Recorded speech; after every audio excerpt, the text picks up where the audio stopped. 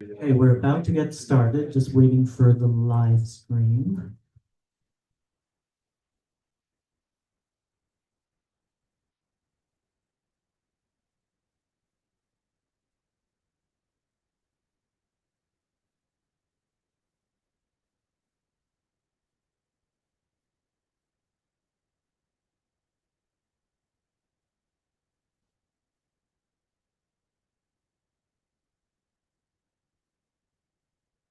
Okay, welcome everyone. We're going to get started with this special edition of the Publishing Triangle's Outspoken series, tonight dedicated to Gary, Indiana.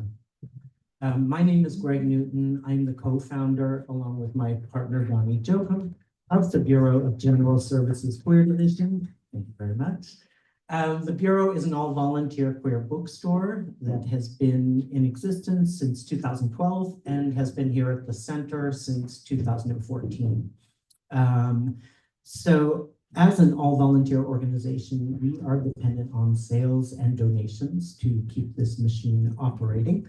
So I'm going to pass around a bag, and if you're able to give a donation, we appreciate it, especially if you know you won't be buying any books. We ask you to throw a little something in there. There is some change in the bag, and there is also a QR code if you'd like to give on Venmo. And anyone watching online who would like to make a donation can go on Venmo and find us at BGSQD. If you're not already on our email list and you would like to be, you can sign up for that by the register, and you will get an email every other Monday about our many upcoming events. And our regular business hours are Wednesdays through Sundays from 1 to 7 p.m. And then we often stay open later when we have events such as this. So before I bring Gerard Cabrera from the Publishing Triangle up to the stage, I'd like to read a land acknowledgement and a statement of solidarity with the people of Palestine. So the Bureau acknowledges that our organization operates on the unceded land of the Munsee Lenape. We encourage you to join the Bureau in signing up to make a monthly donation to the American Indian Community Houses Mannahatta Fund. The Mannahatta Fund, according to its website, is an invitation to all settlers and non-native people who wish to acknowledge the legacy of theft and genocide that comprise the history of New York City and the United States. The Bureau also recognizes Palestinian liberation as a queer issue. As queer people, we know the pain of being cast out. We have been and continue to be despised by many, even by our own parents, families, and communities of origin. This reality evokes in many of us a deep empathy with others who are likewise seen not as fully human, but as problems to be solved, questions for which the answer is ultimately elimination and erasure.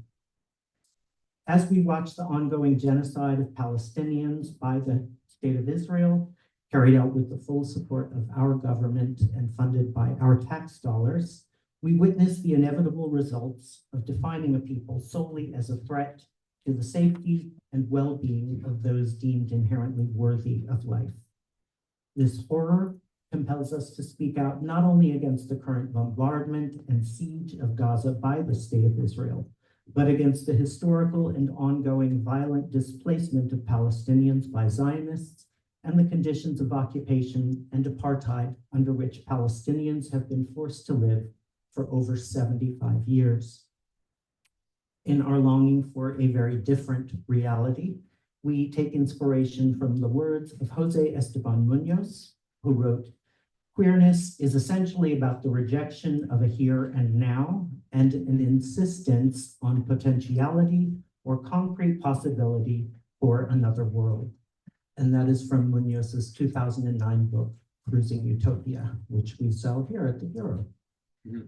And with that, I will bring up Gerard Cabrera, who made all of this happen in a very brief span of time. So please give him a very warm welcome.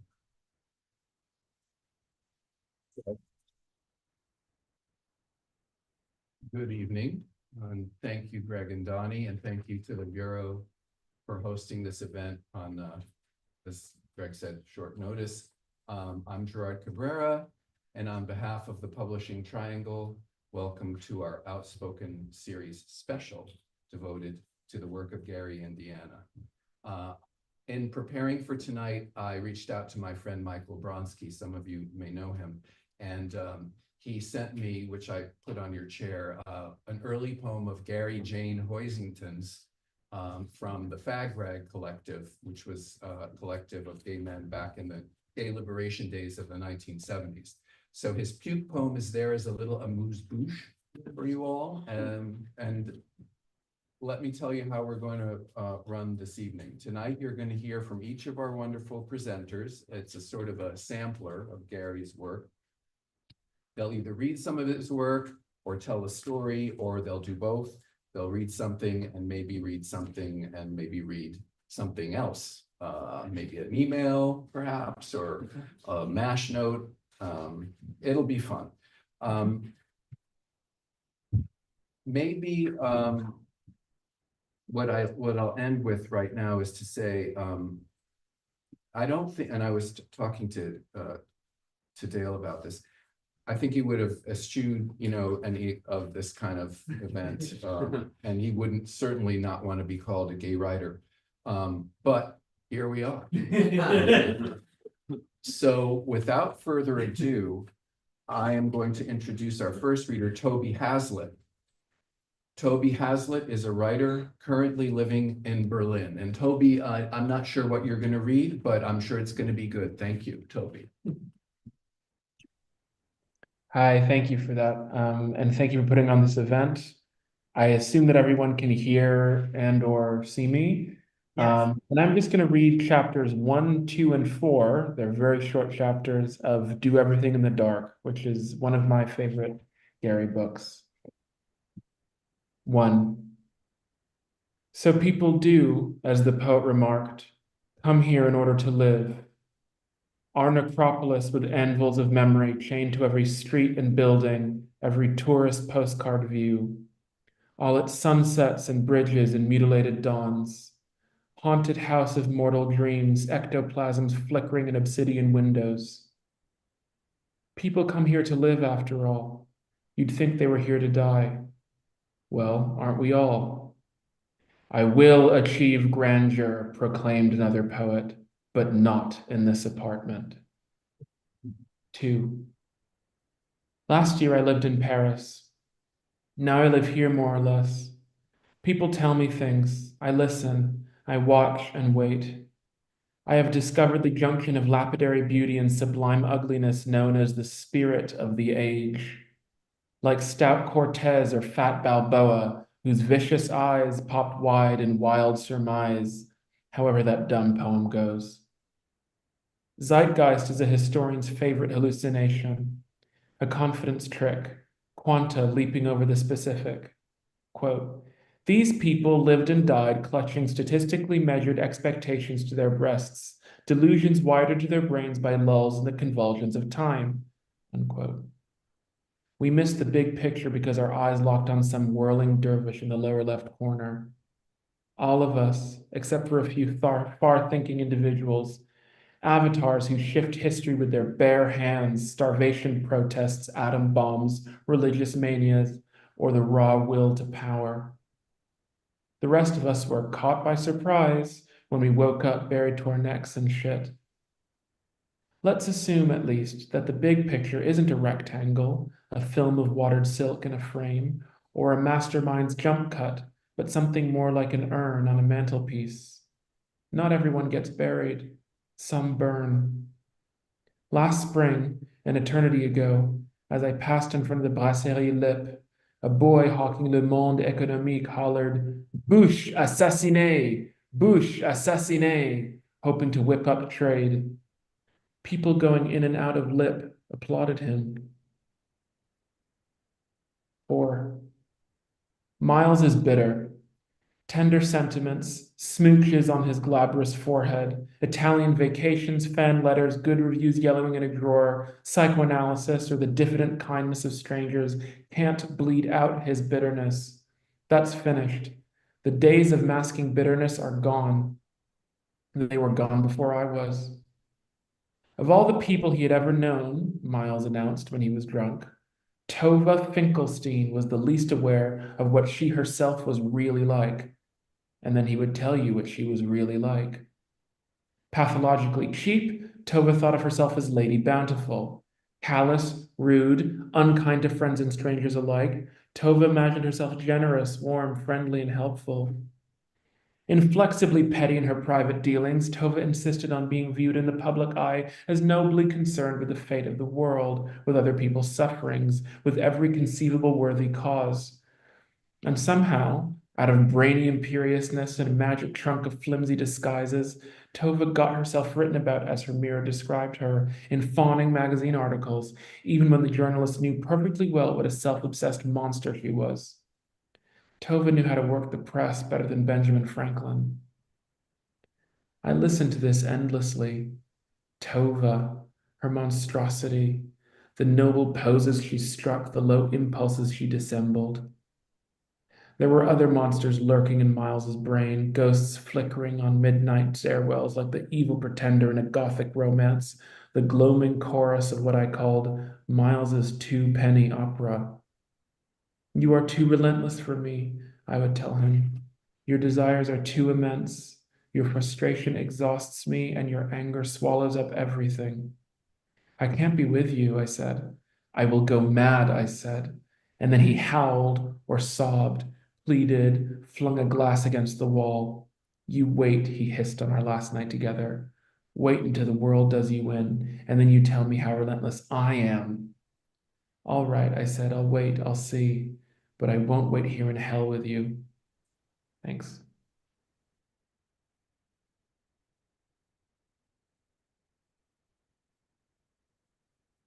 Thank you, Toby, and thank you for sharing with us all the way from Berlin. I think it's maybe 1 a.m. there, so we really appreciate that. Our next reader tonight is also going to appear remotely, Christopher Stoddard. Christopher Stoddard is the founding editor of Itna Press, notable for first reintroducing Gary, Indiana's literary works to contemporary audiences, including the acclaimed novel, Do Everything in the Dark. Stoddard is also the author himself of 4 novels, including At Night Only in 2018, which garnered praise from Kirkus Reviews and the Paris Review. He lives in Los Angeles, and he's going to be reading, I believe, from Book of Strangers. Christopher? Thanks so much, Gerard. Thank you, Bureau and team. And really happy to be here. Really honored to be invited.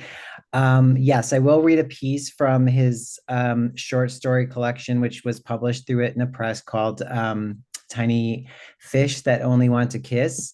Before I just wanted to, basically this morning I was trying to figure out memories of Gary because I knew him back in 2016. It was a bit of a season with him, and it has obviously we lost touch toward the end, but I just jotted down a few things that I thought of him.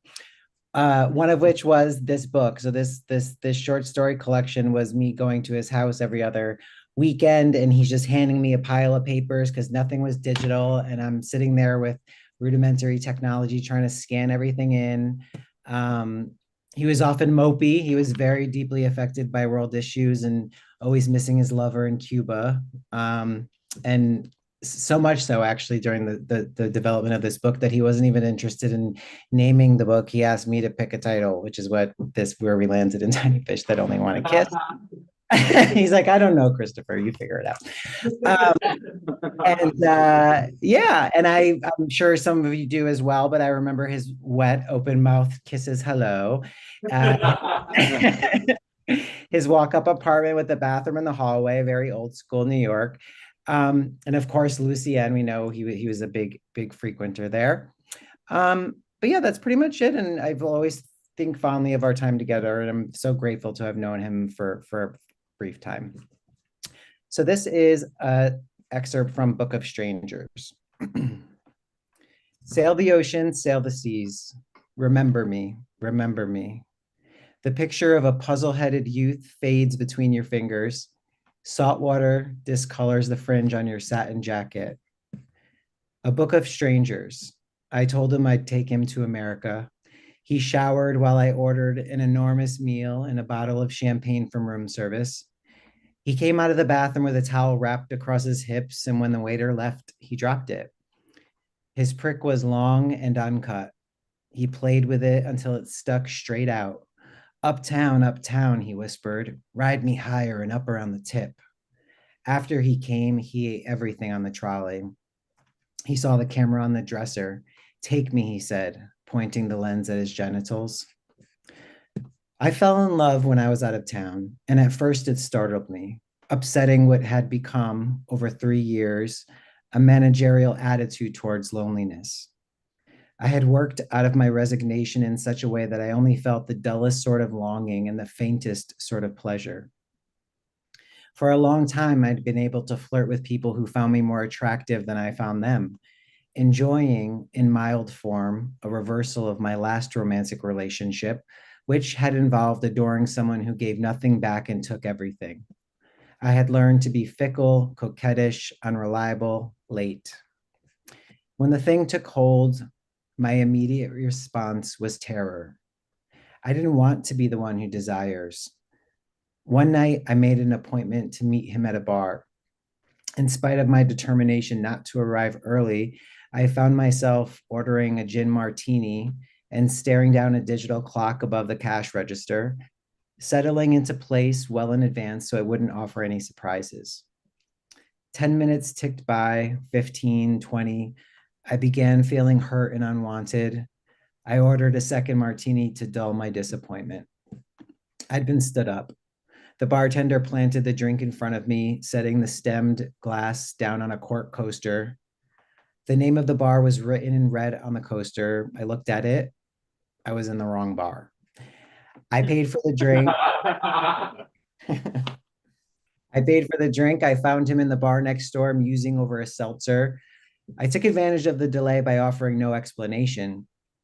I woke from dreams with the idea, someday I'll die and this meanness will disappear.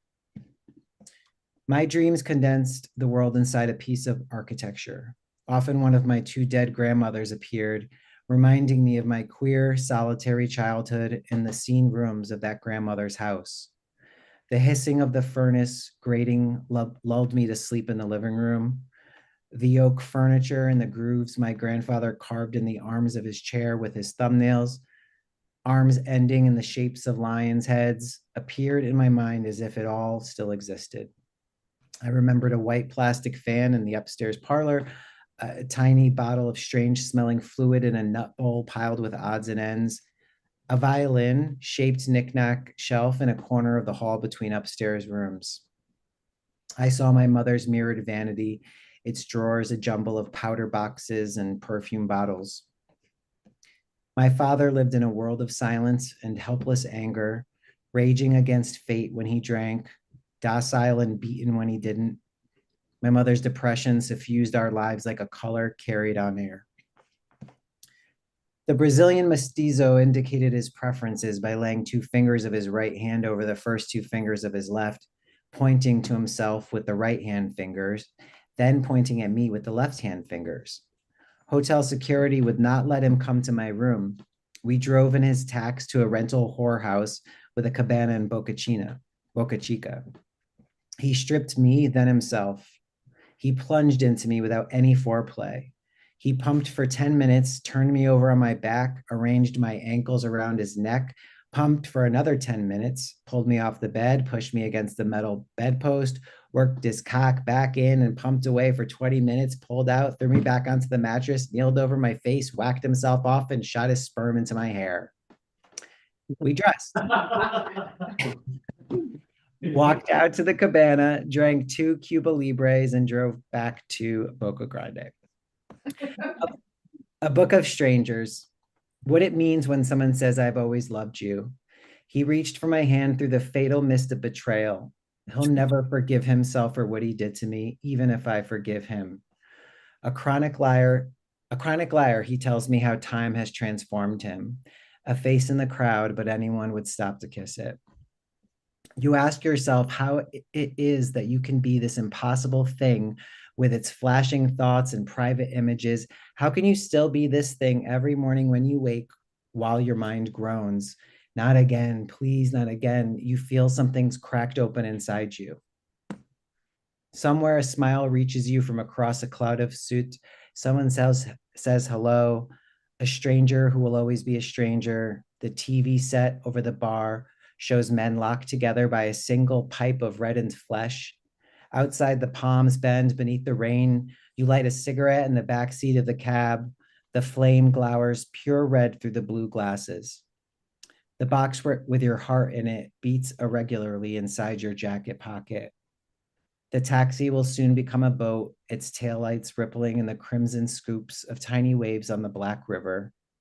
When the Gelid wind asks who you are, the waves will answer, no one, no one. Thank you.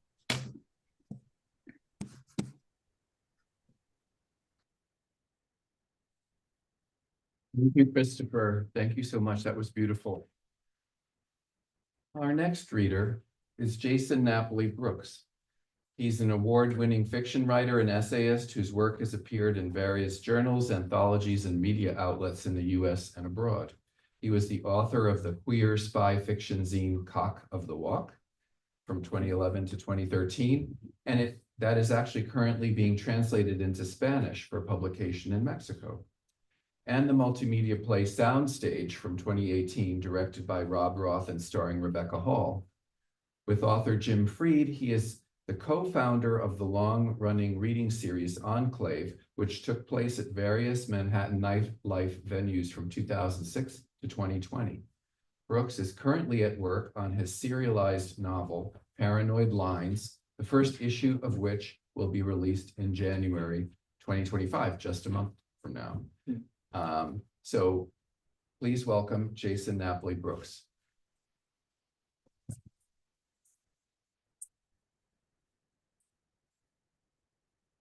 Thanks, Gerard. And thanks to the Bureau for hosting this great event. Put it together really fast, and it's so great to be in such an amazing building to celebrate Gary. So just a word about how I know Gary. So I guess it was maybe 2012 I met him because we were doing this reading series Enclave at the time I was at Cake Shop in Lower East Side. We always did it at nightlife venues. And I don't know, in curating that series, like we were just fearless. Like if there's somebody's work that was influential to us, we just reached out to them cold.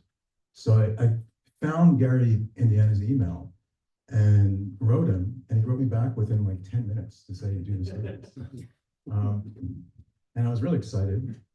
And maybe it was about like 48 hours later, I was at home and my cell phone rang. And I don't usually answer. It was a New York number, and it was Gary, Indiana. But I had never given him my phone number. So there was just a lot of questions. But so that kind of started, like, I think a lot of people have had this experience with him, like it's kind of like nighttime rituals of getting like calls from Gary to just, you kind of feel like you're in an interview magazine or something, or just you're getting all the gossip from them. So we kind of formed a friendship from the series. He read a few times there. There's some great footage online of it. I remember, the one thing I can say is that I remember the first time we did the series and I hugged him goodbye. It was like holding a little sparrow in my hands. It was so frail, but so energetic and so just really, fantastic guy to have at the series and a friend of mine. So there's a lot of fiction being read tonight that Gary wrote, but I wanted to read some of his journalism and his essays from this book, Let It Bleed. And the reason I chose it was because he was such an observant journalist and essayist. He could sum up a person's life or their entire disposition in the world within like 2-3 words. And I also chose this piece here called Death Notices because it's just little vignettes, little portraits of people that he lost. Because I think that when you reflect on a person's life, you obviously reflect on their friends, their lovers, their enemies, their work. But I think also you can tell a lot about a person's life from the sorrow and the loss that they accumulated while they were alive. So I'm just going to read a few of these little excerpts, these little portraits of people that Gary lost. 1981. Not very tall, less thin than he looked, with the kind of stage face that's all geometry, wild surrogate hairs, sometimes twisted into implausible cones resembling spires of the Gaudi Cathedral in Barcelona. Flashy outfits snacked together with shards of purple mylar, sequins, torn up opera costumes. He'd appear in Mickey's or at the Mud Club with an entourage of demented-looking freaks and install himself as a visual challenge exactly where the light was strongest. Hours later, the black lipstick and scab-colored eyeshadow creamed away, the wigs and costumes tucked in a closet. He entered the bar like a wisp. In ordinary denims and plain khaki t-shirt, settling into the corner, one of those benches running under the windows, as if trying to merge with the burlap curtains. His voice was a curiosity of nature, like Siamese twins. Years after he died, somebody asked me if I'd ever heard of him. It began, someone said, with a hissing sound, like Eisenberger's iceberg thumbnail scraping across a Titanic's hull.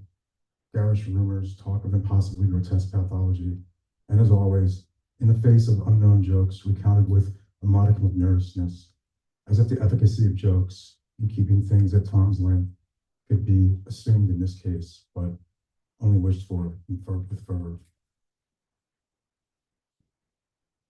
1983.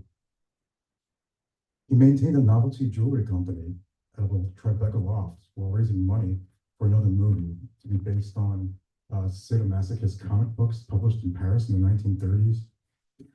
I disliked him. We were rehearsing Salome with an actress who wanted to play Claudine in his movie. For reasons that remain mysterious, he contacted me and asked me to write the script. We met twice, once in a loft full of tacky punk mailer paraphernalia, the other time in an apartment she had lived in a block from my house. At the second meeting, I realized that he was haunted. Is there another word for that? Her dresses lined the open closets, her makeup was spread out before a giant round mirror on a vanity, compacts open, awaiting her fingertips. The place was heavy with her scent, her aura. Her presence was so emphatic that he seemed powerless and confused in the midst of it, as if he were clumsily obeying her residual issues. He had an affair around that time, a man in the theater group. We were friendly with them. It's only worth mentioning because he and they were emphatically, quote, sensitive macho types. Anyway, then came the bowling craze. Yeah, you know, everyone went down to the bowling alley at University Place to throw bowling balls while we were wrecked on coke. About him, there was a lot of talk. There was a lot of talk and then no talk. In the spring, a lot of talk again. Finally, he just came out and told everybody, I've got it. It was still far from clear what it was. 4 weeks later, he died of pneumonia. 1984. I did him in a toilet at an after hours and took him home. I desired him for months, but this unexpectedly in a blurry fever, I knew practically nothing about him. He'd been the lover of a friend of mine. He had drifted onto the scene. You'd sometimes find him sitting at your table with 6 other people if you went for breakfast after the bar closed. He left town, and much later he came back. I wanted him like, quote, anything, as I told him in my irritating, faux naive manner of the period. But he asked me to write him a poem instead.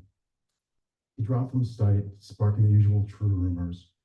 If you heard that someone had been carried away by a spaceship, it would not have been different. I tried writing a poem for him, but nothing I came up with was any good. Okay, his last one, 1989. After he died, I started to see people in the street who looked like him. Not just from behind, but sometimes the face, the hair, style, the jacket. And one night on 23rd Street, so close to where he lived, the association was automatic. I followed the person for 3 blocks, thinking I'd catch up or get a close enough look to call his name. When I did, just snap out of it and realize it didn't matter anymore if someone was alive or dead, because every street in the city was now full of ghosts that I couldn't distinguish from the living people. She told me over the phone that she didn't think she would die. As far as I can figure out, she said, there's only 2 things that can kill me.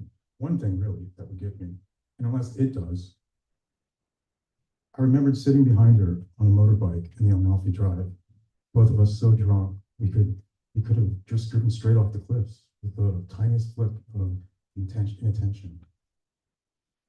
And we hadn't so should this other thing been so impossibly final.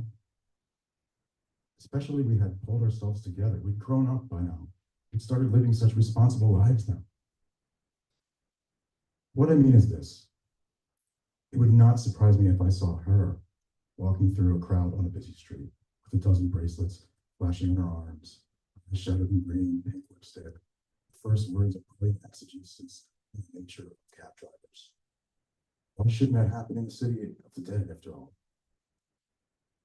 If I tell it now, the story begins and ends in a glass of wine, in a sense with every detail present, a single moment. It's the fate of all of us to persist in the mortal dreams of those who we haunt.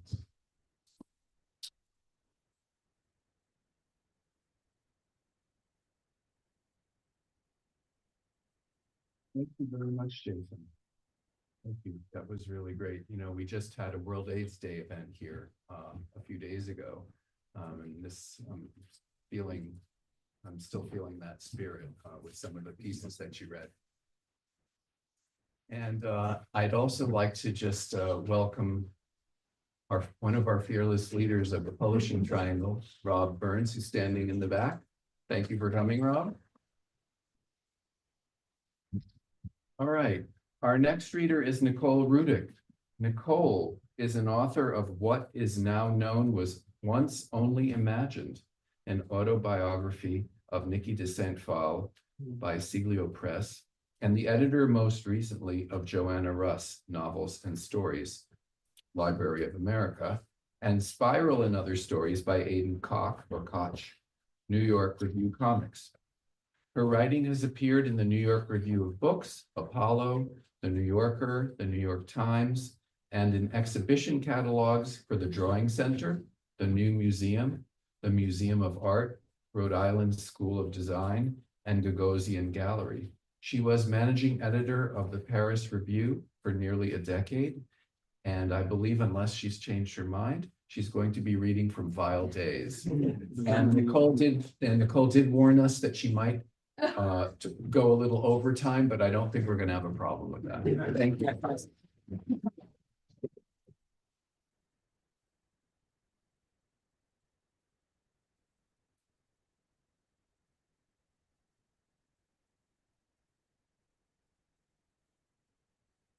I started working for Art Forum and Book Forum in 2002, and that's where I encountered Gary for the first time. And encounter is really the most apt word. I was only an editorial assistant, but I gleaned that Gary could be somewhat of a pain in the ass, kind of high maintenance. Though I will add that among those who wrote for the magazine, then the word egos to spare. And I remember getting a call from Gary when I was at my desk, and I'd never spoken to or met him before. And I don't know why he called me, but when he started talking, he was very upset. And he started crying. And he said that he was having a hard time in life, you know, and it had become too much. And it took me by surprise. I mean, I was sort of no one in the magazine. I was an editorial assistant, and here I was talking to Gary, and he was crying. And I said, you know, it's going to be okay. You're going to be okay. And things went that way. And I think that was what he needed, I guess. He needed someone to be vulnerable to, someone to listen to him. And maybe it goes without saying, but it was a deeply human moment. And it's one that I've never forgotten. So he may be a pain in the ass, but he was also a very fine writer. He had a deep knowledge for and a sensitivity to art. And I think those things together produce insightful criticism. So with that in mind, I chose to read something from Vile Days, this collection of Village Voice art columns from the 80s. And his criticism, like most of his writing, can be biting, funny, sharp. And I think what I think of is his own special blend of assuredness, kind of a confidence in his opinion, no matter the prevailing winds. And Gary never seemed to care about the prevailing winds, which I think is a quality to admire. So I'm going to read a bit from, there's sort of two intros to the book, one from 2018 and one from 2004, and I'm sort of mashing them together a little bit, but I think it provides an overview of what and how he was seeing.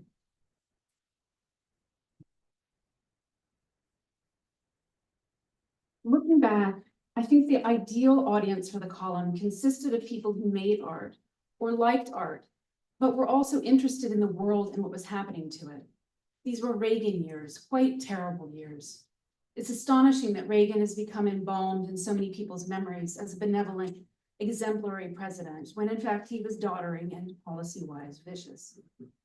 For me, the most striking thing about reading the columns today is an eerie sense that they were describing the future as well as the then present. A future that seemed for a while to have been avoided, but suddenly wasn't. This is not the kind of prescience anyone wants to have had, really, but there it is.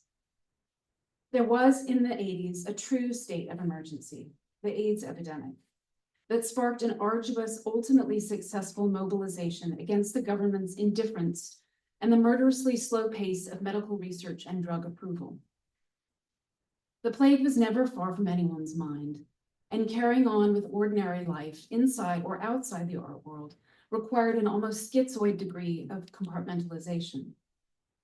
2018 feels a lot like the mid-80s, only worse, more terrifying, more depressing, more apocalyptic, and even more urgently in need of concerted political resistance. Some of the gallerists in the news scene were arguably more interesting than the painters. Amid the places where neo-expressionism defined the style, Gracie Mansion and her partner Sir Rodney Sir stood out. Gracie's instincts and shrewd taste deserved and got her a lasting career in the biz. I've always respected her as a pioneer ever since she launched her first gallery in her apartment bathroom. I wasn't always crazy about her early choices. At one of her shows, Gracie greeted me as I looked at something very disagreeable on the wall. "What do you think?" she brightly asked. "Oh, Gracie, I can't help it. I think it's a piece of shit." She whooped. "I don't think it's the worst piece of shit," she said. "You should see who I'm showing next. You want to see shit. The pictures will get better, I hope, or they'll get really bad, and then he can make a fortune and blow it on heroin." Pat Hearn also occupied a higher class of startup art dealers. She had panache and daring, beauty and good breeding, but the rarest thing Pat had, in preternatural abundance, was grace. I adored her. I don't think Pat would mind my revealing that our cordial acquaintance ripened into friendship by accident when we showed up at the same Debtors Anonymous meeting. Colin DeLand, who opened American Fine Arts, was the only matchingly brilliant figure Pat should have married, and she did. And now they're both dead. First her, then him. And nobody who knew them has ever gotten over it. Colin looked like an especially jaded, paling gigolo in Card Sharp. I'm hardly the only person who ever offered him a blowjob in his place of business. I may be the only person who never gave him one at one time or another. Though once he married Pat, that was that. In 1985, the Village Voice offered me a job as senior art critic. This made my life easier and lousy at the same time. I now had to actually enter all those galleries instead of peeking in the windows. At times, the only tangible perk was having the chump for a fifth of vodka whenever 20 more phonies had flattered my ass off in the course of a working week. But year 2 at The Voice brought a distinct slackening of interest in the art world, art, artists, and frankly, the sound of my own voice. It was also the year when all the galleries began fleeing the East Village. The rents kept soaring, driving some places out of business, while galleries that were making plenty wanted much larger spaces for their money in one of the 2 real power centers of the art world, Soho and 57th Street. The East Village had already become a zoo, and NYU would go on to plant some ugly dormitories down and unleash thousands of rich kids whose idea of art was grazing the streets and poking into boutiques while asserting their pathologies by screaming into cell phones. But hey, shit happens. And as it happens, that's also the most succinct word to describe my third and final year as the senior art critic at The Voice. The job was powerful for one reason. Besides the Times, The Voice was one of the few places shows were reviewed when they were still up. You could move the merchandise while it was out on the rack. And I had become scramble-headed by the parasitic opportunism that too many artists, dealers, and collectors disguised as friendship, deep respect, or even sexual interest. In fairness to some who were my actual friends, my own bad behavior, triggered by the several drugs I took, got infinitely ickier thanks to having this job, which was basically to judge them in public. Of course, some of those lovely friends dropped me like a used paper towel right after I quit, which, when I started publishing novels, they all learned to regret.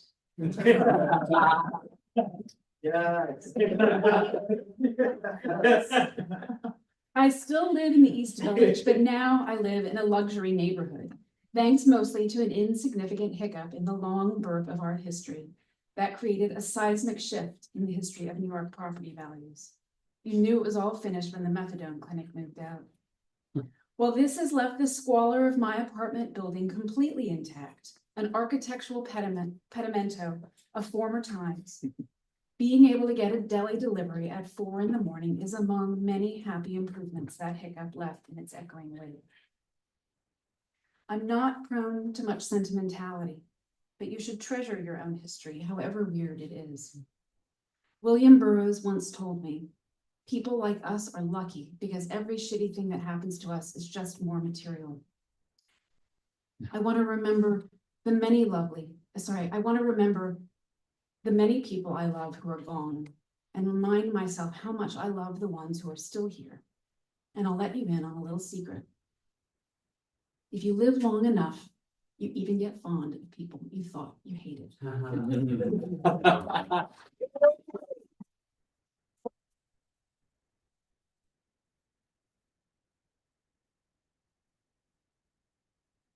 Wow, Nicole, thank you so much for sharing that. That was great. Okay, moving right along now. Our next reader is Michael Bullock. Michael is a Brooklyn-based writer, editor, and documentary filmmaker focused on art, design, and queer culture. He is the author of Roman Catholic Jacuzzi, Karma 2012, the editor of Peter Berlin, Artist, Icon, Photosexual, Damiani 2019, and co-editor of I Could Not Believe It, the 1979 Teenage Diaries of Chandelier, published by Semiotext in 2023, which I read and absolutely loved. And now I say, oh, well, a lot.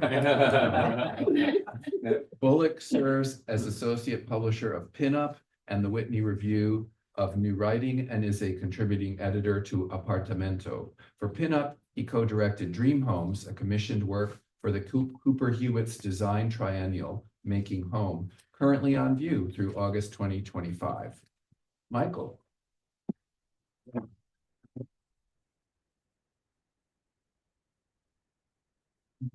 Hi, everyone. Thank you for organizing this. It's really nice to be able to memorialize Gary. I met Gary when I was, I think, like 21.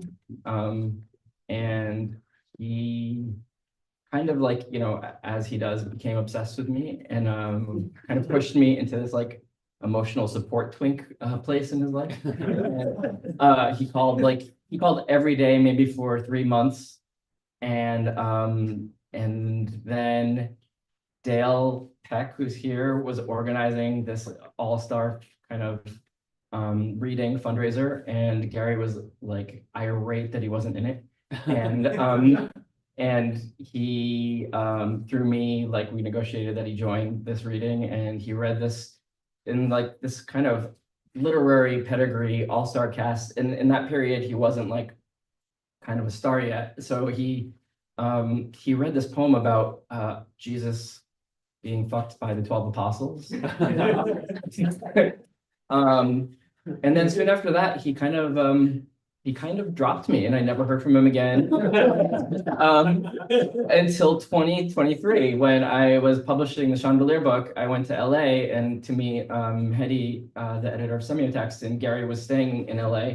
And I had lunch with him, and the obsession that he had 20 years earlier sparked right up again. And during lunch, he grabbed my inner thigh and told me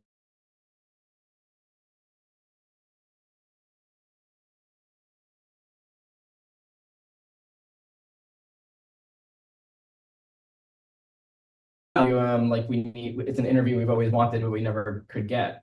And so then began like a 2-year process of negotiating this interview with Gary. And is that issue here? Oh, okay. It just came out. Okay. Is it the most recent? The current issue, but yeah. Okay. Yeah. So, yeah. Yes. So anyway, it was like postponed a lot, and he didn't want to do it. And he claimed that he never had ever marketed himself to like a gay audience before, and that it was like really painful for him. And then everything kind of went well. Like he kept pushing it back and rescheduling, and then finally when it happened, he said that he was on painkillers the whole time and he had no idea what he said. So he wanted the transcript, which kind of then started, that's kind of where it all started to unravel, where he like kind of turned on me, and I got some of the like angriest text messages that I've ever received.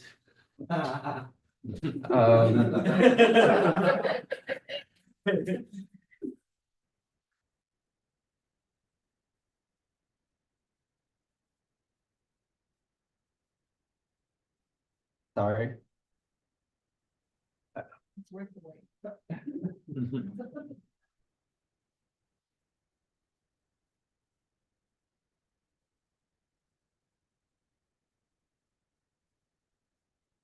Yeah. There we go.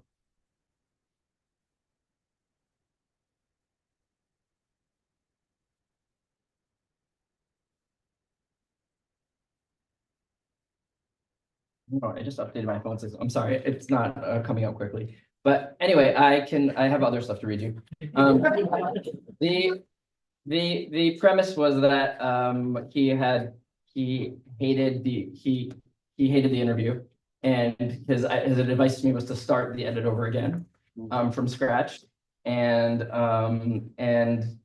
what he hated about the interview was that I had read this, in this, which came out last spring, Gary published an interview called My Hole, an essay, and he wrote it for a zine in the 80s, and he thought that like, and someone said, well, just put that in, you like, no one's ever gonna read that. And so I read this to prepare for the interview in Butt, and so this is an excerpt from My Hole. R has been boning me for years. He's so beautiful that it hurts. We fuck and fuck for hours, all over the apartment. My sheets are an atlas of ejaculations. He's a flake. If he shows up at all, he's an hour late. We've had arguments about it, or rather, I've had the usual one-sided argument with a passive-aggressive, haven't you ever heard of colored people time? He offers with deliberate lameness. Inside me, he's brilliant, but even his big dick isn't enough to control me. When he wants me to know how much I want it from him, he uses his fingers, his fists, his toes. One afternoon, he shows up with a camera, says he's documenting himself with the guys he fucks. But I don't have with any foot fucking, he says, almost apologetic. I won't show your face. Next, he's greasing up his left foot for foreplay and working his toes into my rectum, snapping away. Soon, we're thickly connected at an improbable angle, and I tell him it's okay to shoot my face. You wouldn't find it embarrassing? Why should I find it embarrassing? You're doing this too. But I wonder about R, who routinely sabotages himself in the real world, and whether having these pictures of me with half his foot on my ass represents some sort of imaginary leverage over my image, i.e., this is as abjectly bottom as you can be. But since I like it, Where's the objection? You should know by this time that I can't be embarrassed or compromised by anything sexual. That the concept of secret means nothing to me. If anything, I'm in the business of selling off my secrets, of not having any in the real world. I'm the one who's the top. In the real world, I'm the top. Maybe this is why I need to submit, to open up my ass to his entire body for psychic balance. He calls up one day and asks me if I'd help him get his work into one of the art magazines. So I set up an appointment with an editor who's hard to get to, and he stands her up, for which I have to apologize. He has some insane excuse, asks me if another appointment's out of the question. I say no, but if you miss this one, don't ever ask me to do anything again for you. And sure enough, he calls me the day before to cancel. The next time I see him, he makes it clear he wants his asshole scoured with my tongue.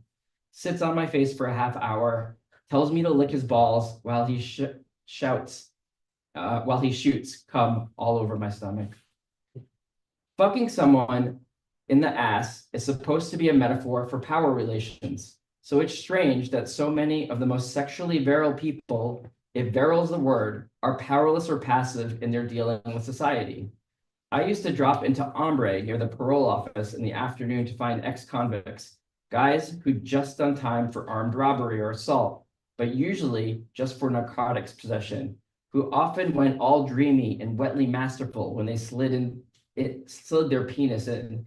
And later, I'd see them on the street working hard to stay losers, puffing on crack pipes, eyes rolled to the back of their heads. My parole period ended when one of them insisted on sucking my dick. I could see they were all on a slide away from their masculine top position. That I was the last fuck on the way down to Grand Theft Auto and servicing some daddy in Danarama. What happened? What about the real world? Taking sex as unreal world? Who's the top? Does top apply? I'm not a big fan of metaphors, actually. The real world is an articulated metaphor for sex, as Marcuse used to tell us. But as he also used to say, it's more real than what it's a symbol of. I mean, I'm not sure we need metaphors to live. If you need money, you're always the bottom, which I learned through years of pennilessness. When I actually needed, for example, the $400 that Art Forum pays you, and still pays you like an aunt who sends you $10 for your birthday and thinks you can have one for a futurette. The editor, a dyke with visions of world domination, would force me to sit beside her in the office long into the night as she mutilated whatever I'd written with her red pencil. You do it my way, or I push your face in, was always the subtext, despite the atmosphere of exhausted good humor. If this editor knew you had a plane to catch, she'd schedule your edit in a way that forced you to agree to every cut as it came up, or risking your flight. Getting fucked over, though, isn't the same as getting fucked, and rather call this type of person a top, which she'd probably find flattering. I'd rather call her a pain in the ass. B is the West Indian man I see in Los Angeles, whose cock is probably the biggest and thickest I've ever known that was completely functional. Those humongous guys with the fat foot-long hose usually can't manage a hard-on. I went home with a Cuban man in San Francisco once whose penis was so monstrous, I really had doubts about my own capacity. For sure, I couldn't blow him. His bedroom was completely mirrored. I watched this enormous black rod push into me and expected to see the end of it emerge from my mouth. Once it was in, he immediately went soft, and after a great deal of squishy effort pulled out, went to the closet and came back with the largest dildo I'd ever seen. Let's try this, he said. It's about my size. Writing this, I'm overwhelmed with longing for B's massive prong and pick up the telephone. I hope you're calling me from here, he says. I confess. That I'm not. I can't come to LA for another month and a half. Ask if he's going to be in New York at all. He tells me how nice it is that I'm thinking about him and about it. When you get out here, he says, I've got a surprise for you. It's the same surprise, but it's bigger and longer. I've been doing things. I'm sure you're going to like it. What on earth is he talking about? A piercing? A pump? So So Gary, the problem with the interview was that that I gave my whole equal time with all of his literary works. And, because it was appropriate for the context of Butt. So Gary on September 29th sent me this email. Dear Michael, I hope the final version of our interview is at least amusing. I hate giving interviews, as you probably noted, and I do apologize if I seem to carp excessively about the version of it that you sent to me. I have never focused much on my personal sexual life as the subject of my work, except I think in the piece you found so interesting, My Hole, which was something Hetty asked me to write for Animal Shelter. Well, he didn't ask me to write that specific story. He just needed something for this zine, and I wrote that quickly without giving it much thought, in the belief that it would be forgotten as soon as I had written it. I do think that everything happens in life can be written about. It doesn't embarrass me to reveal what some would consider disgusting or odd. On the other hand, I'm inclined to police my private realm very strictly, in other words. If I choose to talk about things that concern me, it's all right. If other people do, I feel like killing them. Someone wrote up Rachel Kushner's reading at 2020 for what appeared to be the express purpose of telling the world that I said I was bored while sitting through it. It was an unguarded, spontaneous moment, and suddenly there it was in the apt named LARB, a ridiculous publication by its very nature. The Los Angeles Review of Books seems to trumpet its own absurdity as something plucked from the slush pile of the New York Book Review of Books. Larb being more commonly a dish of mackerel pork wrapped in lettuce. Well, a secondary purpose of this article was to complain about Mariano filming Rachel's legs with his camera. She was wearing shoes he designed, so for that reason, it was completely legible. A true journalist would have asked him about it instead of claiming that he and I were behaving the way white men always react when faced with a powerful woman or some such horse shit. The brainless article appeared and circled around the globe on social media, as brainless things generally do. Anyway, if you can send me the final interview at some point, I'd like to see it. I didn't care much for the photos, Ronaldo did, but others liked them, so I have no problem with them. That burly gentleman wrapping me in his arms from behind was not at all my type, friendly as he was. I'm less and less interested in sex as I get older. Aging has the opposite effect on me as it does on other people, but I find it grotesque when it's claimed that even old people are beautiful. To me, it's the same thing as insisting fat people look wonderful. Of course, some people are beautiful, usually old people who retain some vestiges of comely youth, the same way some fat people are also attractive. Meaning very few old people and very few fat people. Best wishes, Gary. So I wrote in reply, hi, Gary. I apologize for this delayed response. I'm currently in Bogota at an art fair on a press trip. I love it.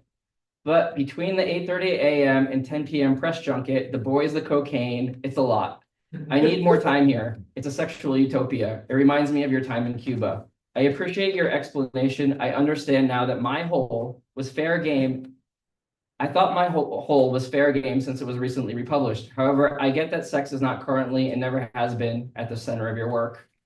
That said, there is still a lot of sex in the memoir, and it's clear that for a good portion of the conversation, we're discussing it through that lens.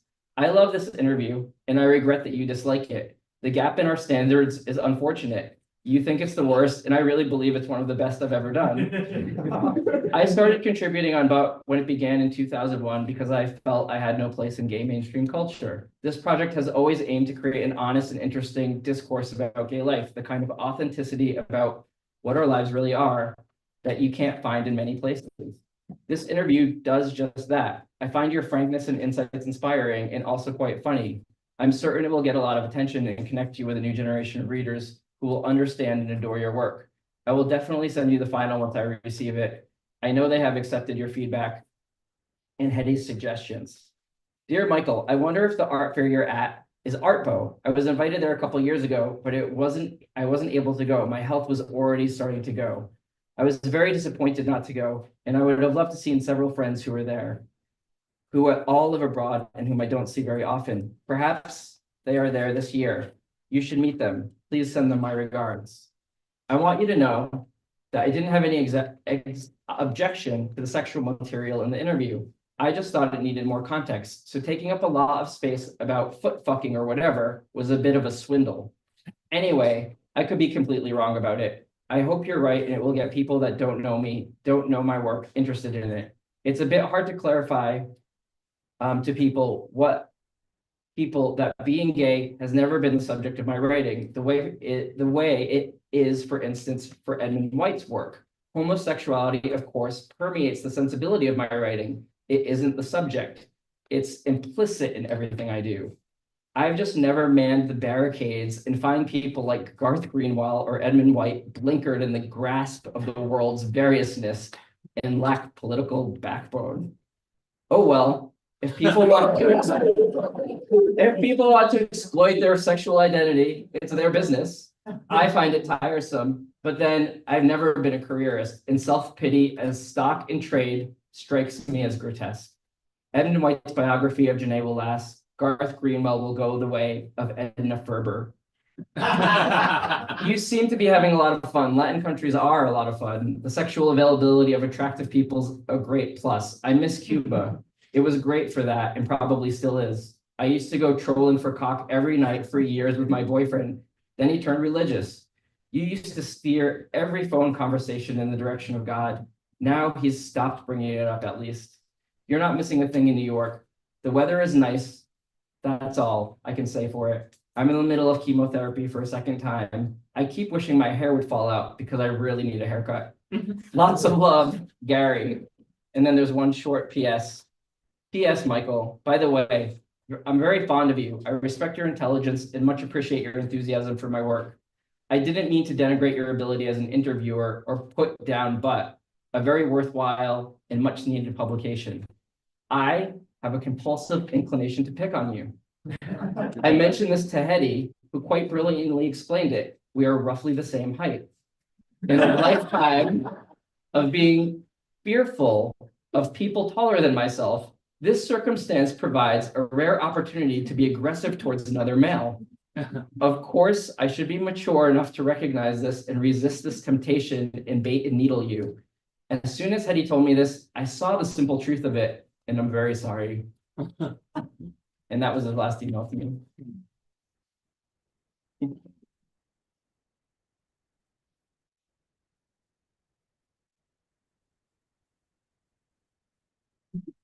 Thank you very much, Michael. And we're just going to take a 1 minute pause here for a word from our sponsor. The Publishing Triangle. Since 1988, the Publishing Triangle has promoted the best in LGBTQ+ literature. And today, we're even more relevant than ever. Become a member. That's what I put on your chairs. Join our mailing list, follow us on social media, and attend our free programming such as tonight throughout the year, including our annual Publishing Triangle Awards on April 17th, 2025. The deadline for submissions is this Friday. It's not too late. Our Outspoken series, which you're here for tonight, our monthly newsletter, and other special events. Okay, our next person is Brian Alessandro, who will be appearing on Zoom. Brian has written for Interview Magazine, Newsday, Pank, Huffington Post, Gallery, Lambda Literary, the Gay and Lesbian Review, Kirkus Reviews, then the Florida Review, and has recently co-adapted Edmund White's A Boy's Own Story into a graphic novel for Top Shelf Productions. Additionally, Brian co-edited Fever Spores, The Queer Reclamation of William S. Burroughs, an anthology of essays and interviews about Burroughs for Rebel Satori Press. Brian is also the co-founder and editor-in-chief of the literary journal The New Engagement. His first novel, The Unmentionable Man, was published in 2015 by Cairn Press, and his first feature film, Afghan Hound, was produced by Maria Media in 2011 and is streaming on Plex, Tubi, and Amazon. His second novel, Performer Non Grata, which is by the Cash Register, was published in 2023. Julian's debut, his new novel, will be published by Rebel Satori Press also in March 2025. Brian also has a new feature film and a limited series in development with an Academy Award-winning producer. Brian is going to be reading from Horse Crazy. Thank you, Brian. Thank you, Gerard, Jason, Donnie, and Greg. I have to be honest, I feel a little bit like an imposter here because sadly, I never actually had the chance to meet Gary, even though we clearly had many friends in common. That said, I am humbled to be invited to the celebration of his work. Like William S. Burroughs, who blurbed Horse Crazy, Indiana writes in his novel about the cumulative effects of loneliness, alienation, and self-loathing, and how those things shape a worldview and a personality. So much of my own work covers similar terrain, and so Indiana's writing speaks to me not only as a gay man, but also as a writer who is probably overly sensitive and at the same time terribly callous. And I should add, Toby's introduction to this edition is truly beautiful. I'll be reading passages from two separate parts of the book because I had trouble deciding on just one. Water, blood, sputum, spit, urine, semen, any kind of fluid. It's all in the food chain, M declares. You have to imagine particles like from Chernobyl settling into the water table like dissolving snowflakes. They sink into the ground when it rains, go into the water, everybody drinks it. Some people get a little bit, some people get a lot. Or maybe it gets eaten by a cow or a pig. It grows into grass, and some swines store it up in their tissues. And then you pop into the local deli for a ham sandwich with a little mustard on some nice rye bread. Presto, you've got AIDS. And what if I die right away instead of later on? If, for instance, I take the blood test, it's positive. I'll never finish anything. I'll never finish anything important. I won't leave anything behind, or just a few things of no historical interest. On the immortality front, I will fail, ashes to ashes, and no health insurance either. I'll become a ward of the city and be put into one of those wards where the doctors and nurses shun you for fear of catching it, and none of your friends comes to the hospital. Libby would come, Em would come, Victor would come, my friend Jane would definitely come, but how would I die? What would I be like, and how lugubrious for them? If it's a big ward, there's bound to be others dying in the same room, dying with the television on. Perhaps they make them wear headphones, but when the ward got deathly quiet at night, I'd hear the little bug noises in their earpieces. Is that the point? To leave something behind? It's really a silly ambition. If you're dead, what difference does it make? Of course, they say it's why people have children. They can remember you for a time, though mainly they remember pain. Pain from their terrible childhoods, even if their parents loved them. It's usually so twisted it's as bad as hate. And even when it isn't, the other children torture you and make fun of all your little quirks and debilities. You try to escape into fantasies, but those are poisoned from the very outset. While you're still in first grade, they've already turned you into a monster. You spend your whole adult life trying to wipe out all the things they've taught you to do, trying not to hate yourself. I never talk about my childhood because I only remember pain. And then I keep meeting people like Gregory who think they're as they are because of their father or because of their mother. He seems so clear about it. My father did this to me. My mother did that. Therefore I am. I don't know what either of my parents did. My mother says she regrets slapping me too often, and I can't remember ever being slapped. Maybe she remembers wrong. When you go into psychotherapy, they teach you to invent false memories of childhood beatings and sexual abuse. People become addicted to these simple explanations of why they're monsters. Maybe he's sick though, anemic or something, and when he works these long shifts, he really does get abnormally drained of energy. It could even be mononucleosis or leukemia. Today he looked quite pale, even a little cheesy, gorgeous as ever, but his forehead was sweaty. He didn't actually say he wasn't attracted to me, but obviously isn't. He simply doesn't want to say it. He thinks it'll hurt me. But really, it wouldn't hurt to know it now. Well, I can still get him out of my life without going nuts because I'm getting a little crazy. I can feel Gregory talking over larger and larger areas of my mind. I think about him incessantly. Lately, I need to know, or at least feel like I know, exactly where he is and what he's doing every minute of the day. If he's not with somebody now, I'm scared he'll meet somebody he wants to sleep with. But how do I know he's not already fucking 5 different people 10 for that matter. If he doesn't want me to know, there's no way I'd find out without actually spying on him, which would be truly crazy. He might even be right. I'm making all kinds of unfair assumptions. For instance, because he attracts me sexually, I assume everyone else is after him. And further assume that because he's beautiful, he also has a raging sex drive, that if he found me attractive, he'd automatically want to sleep with me right away. And because he hasn't, he's not attracted to me. So I'm reducing him to a sex object when he may very well be this highly sensitive, caring person with leukemia or mono or severe vitamin deficiency. After all, he says he wants to love me. So he wants to be attracted to him. So he wants me to be attracted to him. But then again, knowing I want him physically, he should give me what I want or leave me alone. If he does care about me because I don't want just friendship, it's too frustrating that way. This feels like a movie I've seen before. Thank you.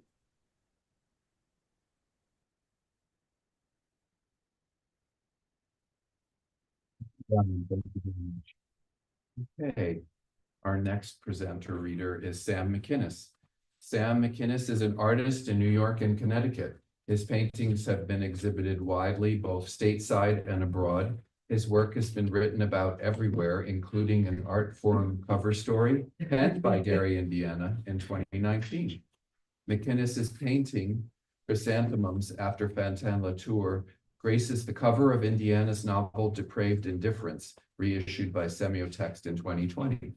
In 2021, Cop Car in Brooklyn was used as cover art for Indiana's collection Fire Season, selected essays from 1984 to 2021, published by Seven Stories Press.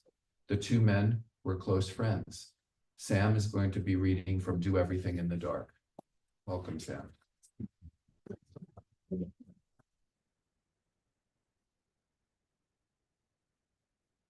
Hi, it's good to be here. It's been a long time, but I've had a good time here before. And I'm happy to be back in the room again. Been too long. I'm not gonna read from Do Everything in the Dark. I told Toby he could if he wanted to. So that's, I think, what you heard from right at the top. But this is a zine that Gary made with Semiotext when the Whitney Museum invited him to show some photos in their biennial 10 years ago. And Gary and I met and became friends like pretty quickly, like maybe 8 or 9 years ago. And the last month or so has been sadder than usual. We were in the habit of, if we couldn't get together, we were in the habit of talking on the phone 3 or 4 times a week.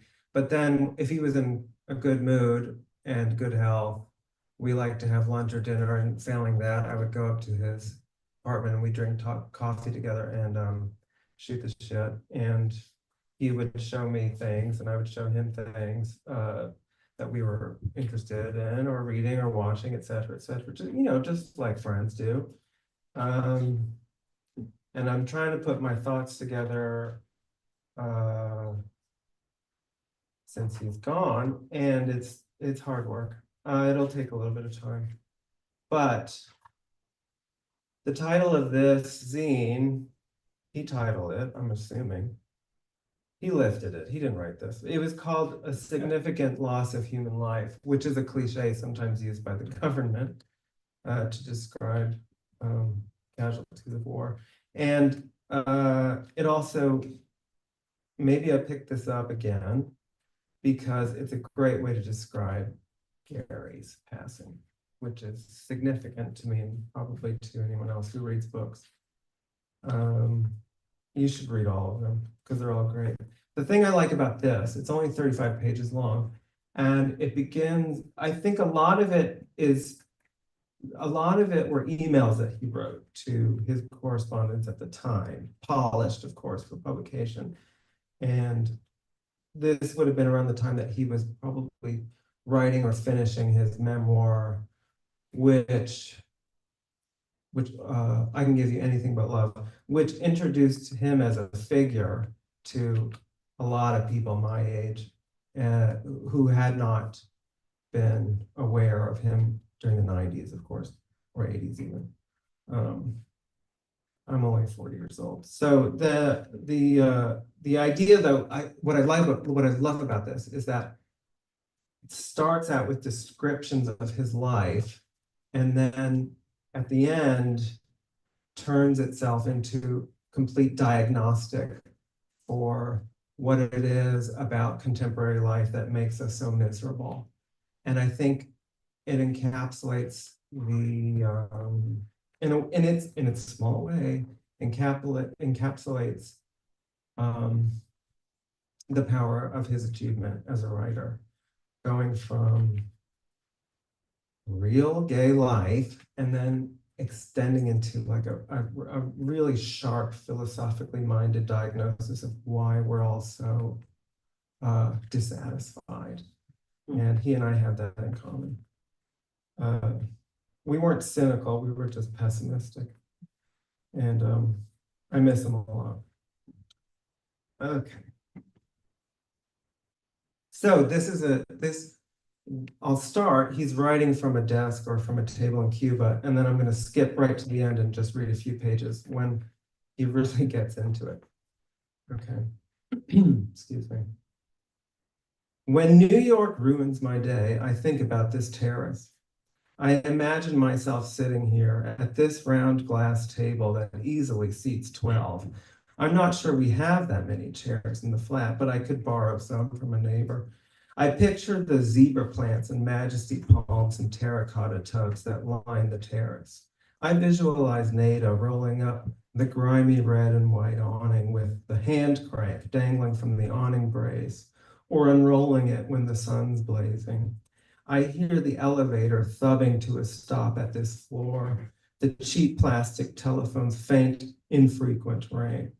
This is my favorite place in the house, or anywhere, whether I'm writing or not. Senora Carlota Dominguez is at last in residence next door. I have been missing her because that empty apartment spooks me a little when I get off the elevator at night. Sometimes the hall light is off because I forget nobody's next door to switch it on after dark. Alberto was over there for 3 days, relinquishing his own flat after I arrived, but then he went back to Bogota.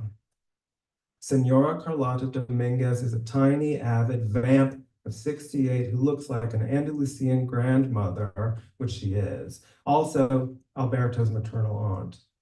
She has an ardent lover, a third her age, who comes in from Matanzas to see her, and 2 others repining for her in other countries. When I saw the Cuban lover on her terrace back in January, I couldn't look at him and breathe at the same time.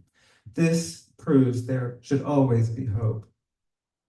Carlotta arrived last night on the Madrid flight, gleeful, cackling at her own fun while the taxi driver unloaded her luggage on the sidewalk.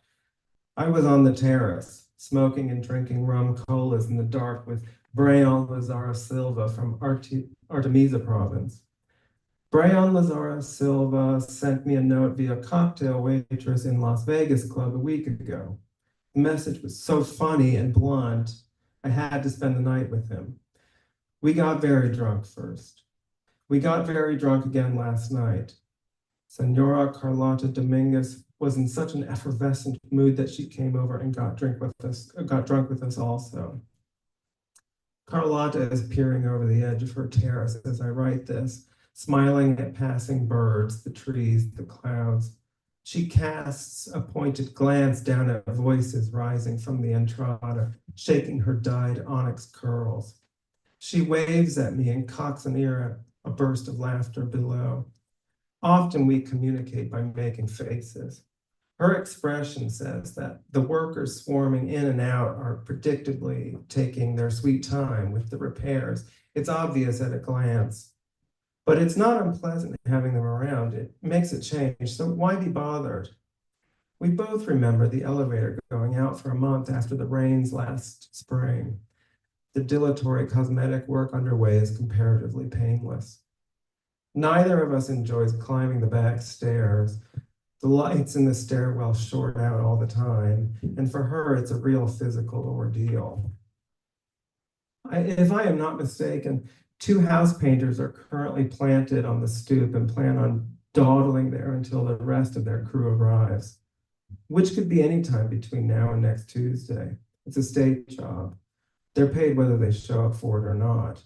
The painters claim to be making their methodical way up here a floor at a time, though in reality, they work on any floor where they can loiter, where the tenants are gone for the day.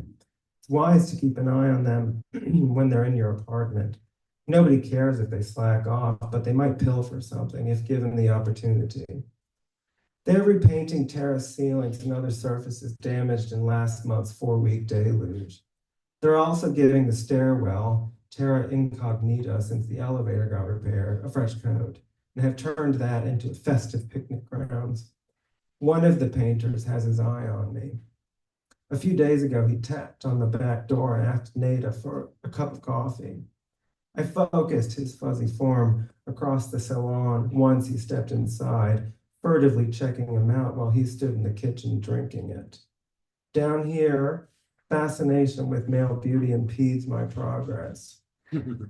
I continually remind myself it's irrelevant to what I'm trying to do. When attractive men show up at the door on their own initiative, though, what remains of spontaneous desire turns me into the prone cataleptic, and I walked with a zombie. There's no disputing, it's a role I was born to play. Ricardo, my ostensible husband, often tells me that I am a complete whore, but as it makes me happy to sleep around, he doesn't mind at all. While the painter sipped his coffee, slouched against the utility closet, shirtless, paint speckled, looking remote, I sensed he was taking his sweet time with his coffee break too. Unexpectedly, he shot me a swift, scorchingly direct look. It was like noticing a sniper on a distant rooftop a second too late. Then he averted his face and handed Nada the empty mug, wiped his hands on his spattered jeans and left. Now he nods and half smirks for a second when I pass him in the building, as if we share a secret. It's hardly a secret, since his coworkers all catch these utterly casual signals and totally get what they signify and couldn't care less about it. He's handsome, no question. Full crown of black ringlets, moistly ponderous, anthracitic eyes, lips from the African heart of Baracoa is my best guess. He never wears a shirt, so I can see how well he's put together on a daily basis. It's no surprise to me that this man knew he was going to fuck me the instant we made eye contact. I knew it, he knew it, you go know it. Despite the languid pace of everything else here, nobody wastes any time or breath in establishing this kind of silent understanding. It's effortless. He's not in any hurry about it. I'm not either. At the rate they're going, he'll be around for at least another month.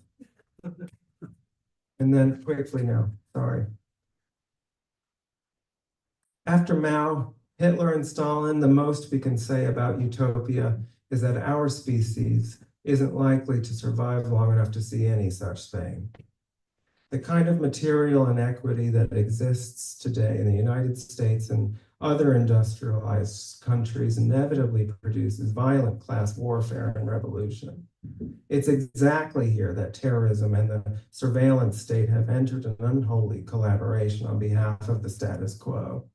While vaguely attributed acts of terrorism constitute an infinitesimal threat to citizens of these advanced countries, the state's use of terrorism as an inflated threat to its own subjects is reinforced by limited but shocking eruptions of asymmetrical warfare, i.e., suicide bombings, attacks on symbolic and lifestyle targets such as embassies, shopping malls, luxury hotels, sporting events, reliably spawned by remote-controlled bombing strikes against militarily weaker states and marginal tribal populations.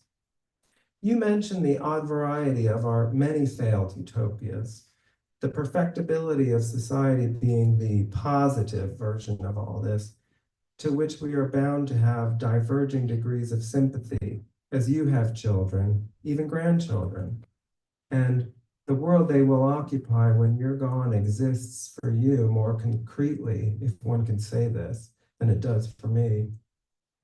Kropotkin refuses the method of thinking employed by utopists and questions such metaphysical concepts as natural rights and the duties of the state. It may be that technology is another false utopia, perhaps the most powerful of all, one that inculcates a delusion of mastery over life by replacing life with an imitation of life, experience with vicarious spectacle, knowledge with quote unquote information. Instead of learning about the world by living in it, consumers believe such knowledge is stored in an appliance they can access as easily as their own synapses, as needed, to pass the exam of social integration like any good sociopath. The society doesn't require them to know any. It only requires them to conform to one of its myriad stereotypes. Thank you very much.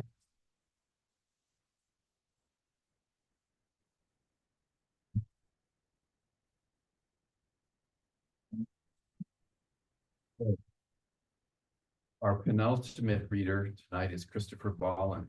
He is a writer and editor based here in New York City. He is the author of 6 novels, including his most recent, Havoc, out December 2024.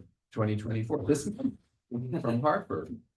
He contributes frequently to a number of publications, including Interview, Vanity Fair, and the New York Times. Christopher.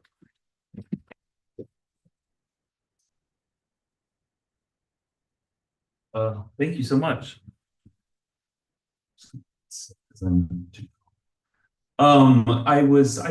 Gary and I mostly had an epistolary relationship. I only met him a few times in person, but we emailed quite a bit for a few years, which maybe is why we stayed friends. But I guess I first discovered him when I read 3-Month Fever, which was his Andrew Cunanan book, and then sort of dove back and forth. But I did want to. I was going through the emails when I was asked to do this, and I realized that actually most of our emails involved him complaining about his inability to sleep. So it was basically just a series of insomnia that we built a friendship on. But he did within that always have these amazing little morsels of thought that I always loved. And there was a time when I was in Paris for a writing residency, and which he didn't understand, but then eventually asked me to find him a place in it. But things like that. And then he wrote this at one point. He said, "I remember spending one winter in an especially bleak place in Paris. The difference between here and there, here being New York where he was, for me is that you can always go outside there and feel good in a cafe or just walking around. In New York, you need to be going somewhere. In recent times, it's never anywhere special." Which made me think that he grew up in such an idealistic time in my head of New York in the 80s and 90s, and I didn't come to New York until 1996. But in rereading Remboy, which I read for this occasion, which I'll be reading from, I realized that he always had sort of a salty view of the city and what was happening with it, which is, I think, maybe why he didn't really appreciate Ed or Garth, is because he's not really a sentimentalist at heart, and he's not a nostalgia writer. He's a much grittier and in a way more directly facing what's happening. Anyway, I'm going to read a passage I thought was a lot of fun about a window into New York in this story of a male prostitute who picks up clients at Midtown gay bars and the Port Authority. But this was written in 1994, so I'll give you a little, or published then at least. Okay. Yesterday, I thought I was coming down sick. Stomach shit, like I'd puke if something untoward happened, which made it kind of iffy to check in with Bruce. He claimed he had an emergency, so right away I thought, I'll get over there and he'll tell me he's got AIDS. But it was all, he had to photograph a salad for a ladies' magazine. avocado with pear slices. And there was nobody else in the studio for some reason. So he sends me down to Dean and DeLuca for the produce. And it's like $1.50 for a fucking avocado. Plus all these jumped up horror couples and their brats squashed in strollers, grazing around in Agnes Bay jumpers and springwear from Barney's, lining up to pay $1 million for a half a pound of designer raviolis and a cheese sandwich. You know, they've got a special guide to plastic wrap and price your vegetables. You can't just take them up to checkout. And it's like this church where everybody worships overpriced food. So I'm in line there, you know, with Bruce's credit card, and I get there with a wave of nausea. Not enough to heave or anything, but all the objects on the wooden takeout counter are suddenly standing out in garish relief. The pebbled lizard skin of the avocados, the little blackhead specks on the yellow pears, and those tartan displays of Scottish shortbread cakes of what you have. I have this bizarre clammy sweat breaking out on my chest and stomach, and this tall athletic broad in front of me has a wire basket full of every possible and impossible snob food item, most packaged in white paper. What can I tell you, this woman who's dressed up for tennis and looks like a real estate agent ad for Sagaponic beachfront gives me a look. She's just unsnapping the Chanel pocketbook and fishing for her credit card. She pauses like a movie freeze frame and her eyes lock. And in a moment, I felt completely exposed, as if all my stupid desires were hanging out of my pants and I just sign around my neck saying cock for sale. I'm not saying this is the right way. It wasn't anything to do with shame or embarrassment. It's just this awful nausea becoming the total focus of my consciousness. Like my whole life and everything in it had converged in one moment of time and one overpowering knot in my stomach. And all these objects around me, lumps of food and people in their clothes and eyewear and everything, filling up space until I couldn't breathe. And I thought if I just put my hand on the checkout counter, it would burn a hole in the wood or pass through it like a hologram. I felt unbelievably tired to the point where I could no longer protect myself from reality, if that makes any sense. So we shot the garden salad, and Bruce brings out his deluxe Russian egg full of Coke, spooning it up his nostrils and jabbering God knows what about some party he went to at the Royalton. Bianca this, Bianca that, and Calvin and Kelly and blah, blah, blah. And I said I didn't want any Coke, which seemed to put him off, but he kept talking. We sat on his green leather sofa smoking cigarettes. I knew if I did one whiff of cocaine, I'd throw up immediately. And Bruce puts his hand on my pants, something he does a whole lot. I'm wearing these patchwork ruffled jeans, so there's all this tacky fringe for him to play with. Yakking and yakking, like I'm not going to notice his palm rubbing up and down my thigh. He keeps giving me these shady glances, checking to see if I'm getting a boner. It was a little hard, it's true. Bruce can be a kind of exciting guy because he's so out there about being horny all the time, and the way he disrespects his work, not his work per se, but the subject matter, all this food. When you work with him, you always feel like you're breaking all these rules of fashion or propriety or something. And of course, he wasn't bad looking either. He's got that pretty wasp thing going and the memory traces of a gym bod. He used to keep it up, and he got his nose bobbed, like he looks like one of those Bruce Weber wet dreams on a bad day. And he's all bitched up for some reason in a burnt orange Terry Mugler number, like a Dina DeLuca carrot. So Billy, he says, dropping his hands on my crotch. I use my name Billy with Bruce. Now we've got family circle out of the way, and I thought we could have a little private moment together. Thought about that. That would be cool, Bruce, I said, if it wasn't for the fact that I'm really sick. What do you mean sick? Just that word, you know, and the shadow of AIDS flaps across his gray eyes, and the hand flutters off my basket like a frightened parakeet. What's the trouble? Bruce makes this really concerned face. I've been sick to my stomach all day, I said, rubbing it and like wincing. I picked up a bug somewhere. He gives that a little thought and recovers his helpful nurse smile. Then, real sincere, sometimes, Billy, I'd really like to shoot some pictures of you. I don't know why you're not into modeling. You'd be perfect for it. Bruce doesn't realize, but everyone knows this is his signature tune. I act real flattered and, you know, fucked up about my looks. Geez, Bruce, some of these guys are really gorgeous. I mean, I'm giving a self-deprecating smirk. I've got a real average face in comparison. He leaps off the sofa, literally, and spins around, throwing his arms out, energizing the moment with freak show of coke gestures. You're putting me on, Billy. You're fucking beautiful, man. And I don't know if you know this. You should hear the assistants whenever your name comes up. Where'd you find him, Bruce? What's the phone number? I want to give him a call. I'm actually surprised that Bruce never ran across my phone number in the Advocate. It's the same one he's got in his Rolodex. And I know he goes over the escort massage pages with the yellow marker for reference. We could do nudes. We could do headshots, send you to Click, fix you up with Martin up at Zoli. I'd make a referral, Billy. He drops down on the couch again. He's so excited, and he shovels 3 spoons up his nose and rocks back and forth as if his brain's spinning too fast for him to keep up with it. I just wish you weren't sick, he says, for my own selfish reasons. Don't mind me saying so, Billy. The day you walked in that door, that big sexy grin of yours, I thought, sure, I wouldn't mind getting it on with that one. I mean, we fool around up here, but normally we don't get involved with an employee. Well, I said, like it was my biggest regret in life. Anytime but now, Bruce, I'm game. It's your stomach's fucked up. Would it make it worse if I don't know, rubbed your dick for a little while?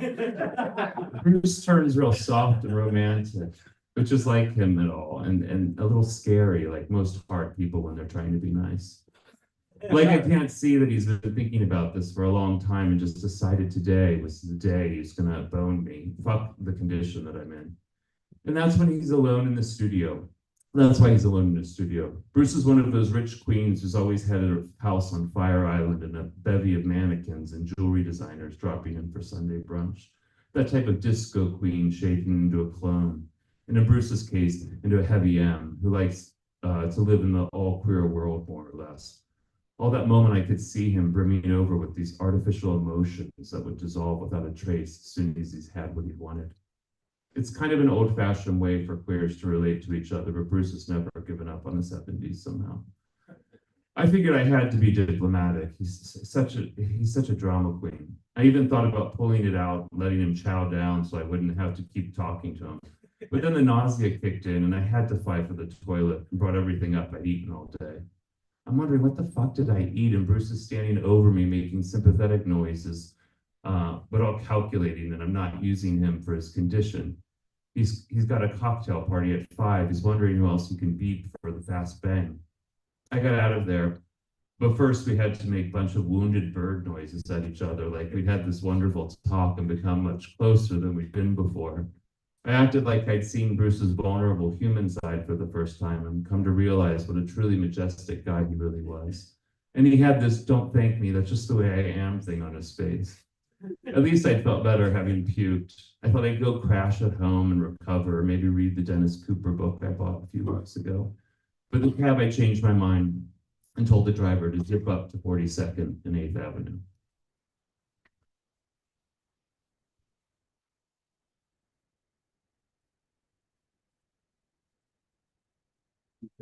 Thank you very much.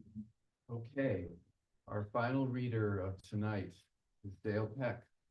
Dale Peck is the author of 14 books, including Martin and John, Hatchet Jobs, Sprout, and Visions and Revisions. He first wrote about Gary, Indiana in 2015 when Gary released his memoir, I Can Give You Anything But Love, and published a tribute to him in the Baffler on the occasion of his death. He was Gary's neighbor in the East Village for almost 20 years and once played Cards Against Humanity with him. It wasn't as salacious as you might think. Please welcome Dale Peck.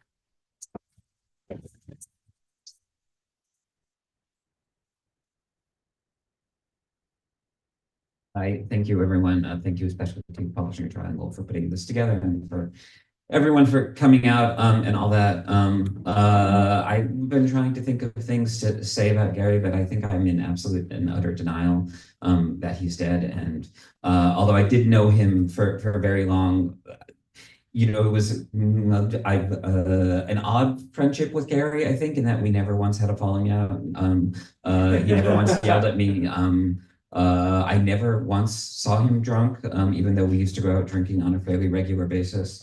and all that. He was always just a total and complete and utter sweetheart, and I adored him and was terrified of him, and kind of, I don't know, tried to do everything I could to make him feel like a king.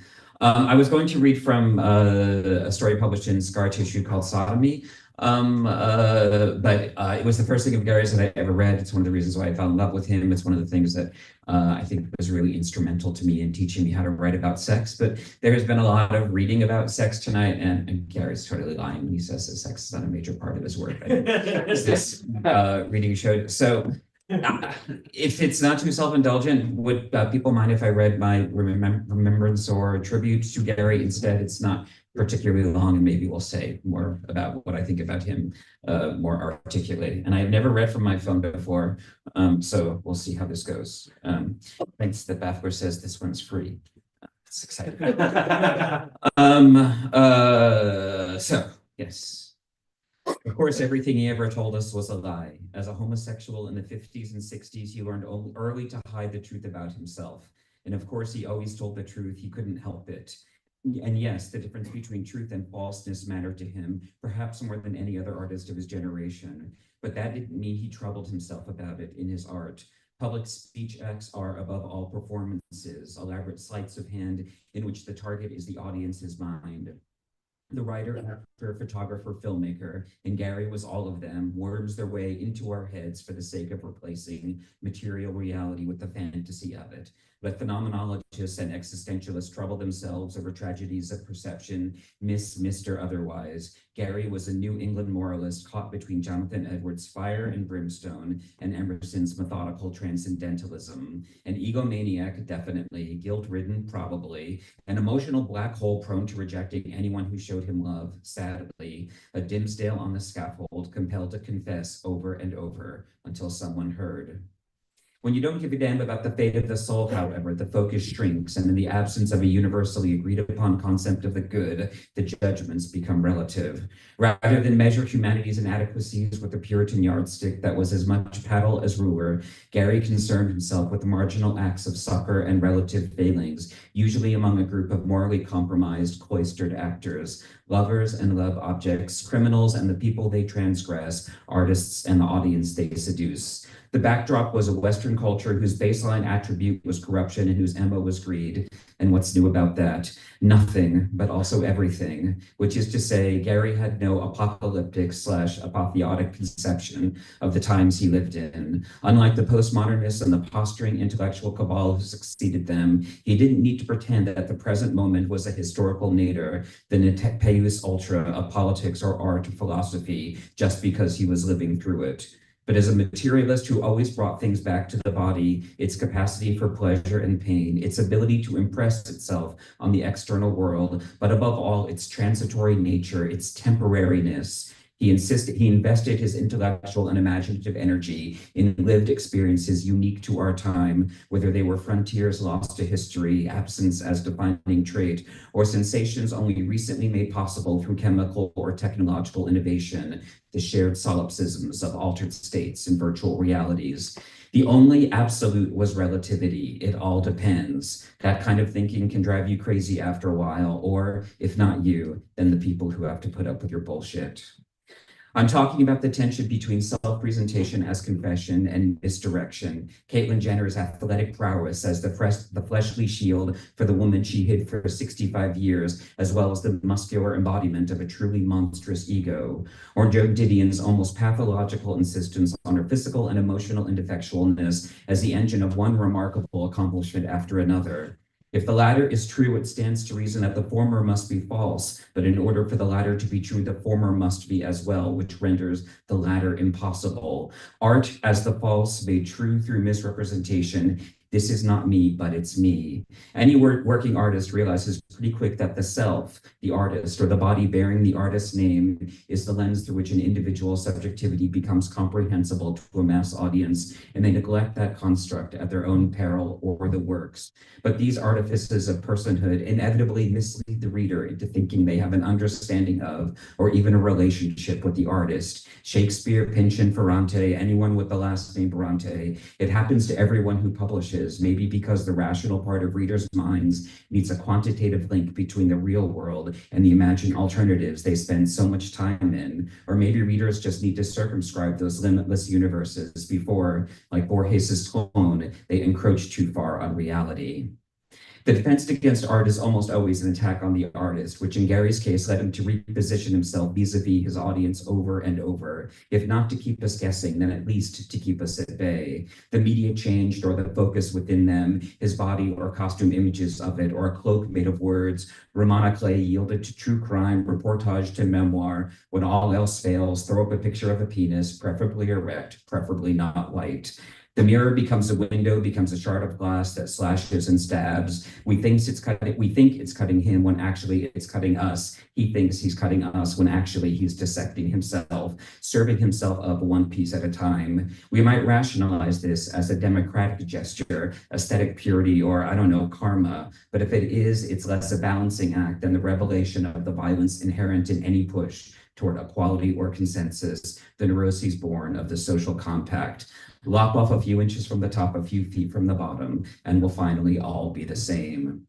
For an artist whose work seemed in the broadest possible terms to be dedicated to cutting the mighty down to size and giving a voice to the disenfranchised, that seems fitting enough. But for an artist who fronted hyperbole as a defense against reductiveness, it also seems way too easy. So did he want to level the playing field, or did he want to expose the folly of thinking the world could be improved by art or politics or any other socially minded endeavor?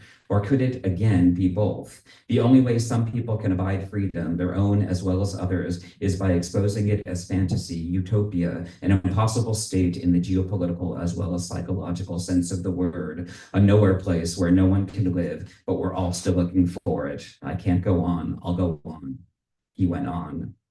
Beckett, Thomas More Hawthorne all strike me as perfectly legible forerunners to Gary's brand of liminal sermonizing, and perfectly inappropriate as well. Not that he was sui generis, let alone ignorant of or averse to canons. The aesthetic palette he drew from was as deliberate as they come and as limited, provincial even, the European art novel, the novel for people who don't like fiction, who don't like pleasure. But for someone as linguistically gifted as Gary, the aesthetic techniques and tropes were all but pro forma, leaving him with the task of bringing the blood back to deracinated prose. The blood, the sweat, the semen, the shit. His project was nothing less than the humanization of the Epicurean novel, and for Gary, the human always expresses itself operatically, with violence and lust and maudlin displays of emotion and constant invitations to annihilation. Another word for this is camp, but it was, queerly, a straight man's camp. Camp entered through the back door, as it were, and achieved not through artifice, but soberness. Wells' Lady from Shanghai, Hitchcock's Vertigo,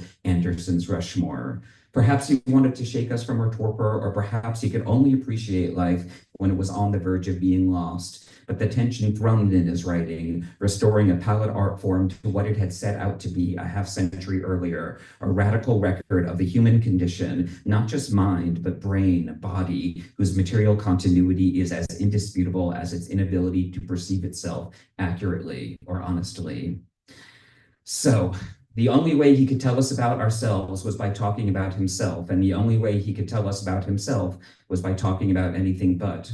Within the dioramas of his novels, where people of nearly identical character and station assert their individuality not by claiming that they've been made in the world's image, but that the world has been made in theirs. He managed to make the most trivial moral distinctions that seem crucial to an understanding of the eternal present, the now that always is, was, and will be to anyone afflicted with the curse of mortality. I'd call this the writing's triumph, but it's Gary's, it's art, it's life, where no one stands in the same river twice or recaptures the bliss of that first high or reads the same novel after they finished it. We return in search of the certainty we found at an earlier moment, only to discover that our conclusions have changed with us, with the world. Gary understood history's linearity, if not time's, which is to say that he wrote his books to a changing world whose one constant was that he was always part of it. And now that he's not, they mean something very different to what they did when he was alive.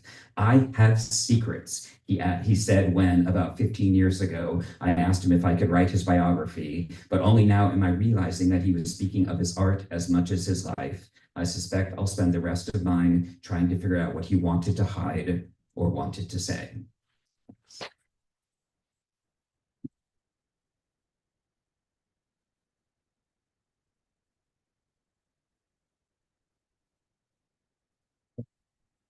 Thank you, Dale. Well, that wraps up our special Gary and a special Outspoken series tonight.